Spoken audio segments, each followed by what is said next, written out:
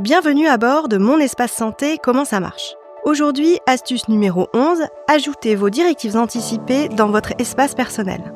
Les directives anticipées sont une déclaration écrite que vous rédigez pour préciser vos souhaits liés à la fin de votre vie. Le moment venu, ce document aide les médecins à prendre leurs décisions sur les soins à donner si vous ne pouvez plus exprimer vos volontés.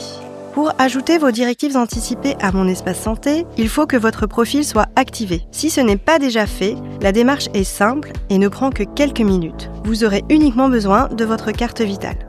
Une fois votre profil activé, rendez-vous sur la page d'accueil et cliquez sur l'onglet « Profil médical », puis sur la rubrique « Entourage et volonté ». Si vous aviez déjà enregistré vos directives anticipées dans votre dossier médical partagé ou DMP, vous les retrouvez automatiquement à cet endroit.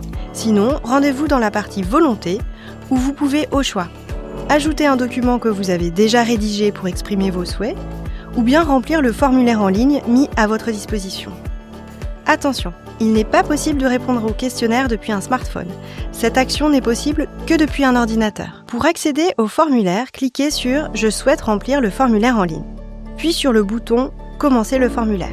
Vous devez commencer par indiquer votre état de santé. Si vous êtes atteint d'une maladie grave et ou pensez être proche de la fin de votre vie, vous pouvez, si vous le souhaitez, détailler votre situation.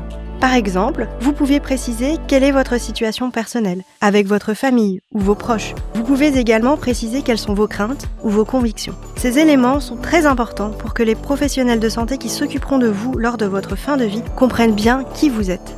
Les questions suivantes permettront de préciser pour chacun des actes et traitements listés si vous acceptez qu'ils soient entrepris, maintenus ou arrêtés. Il s'agit par exemple de préciser vos volontés en ce qui concerne le maintien artificiel en vie, la réanimation cardiaque et respiratoire, une intervention chirurgicale et tout autre acte ou traitement spécifique à votre maladie dont votre médecin vous aurait parlé. Enfin, vous devez préciser votre souhait de bénéficier ou non d'une sédation profonde en cas d'arrêt des traitements qui vous maintiennent en vie. À la fin du questionnaire, n'oubliez pas d'enregistrer vos réponses. Vous retrouvez automatiquement le formulaire dans votre profil médical, rubrique Entourage et volonté. Les médecins et infirmiers qui vous suivent pourront ainsi en prendre connaissance.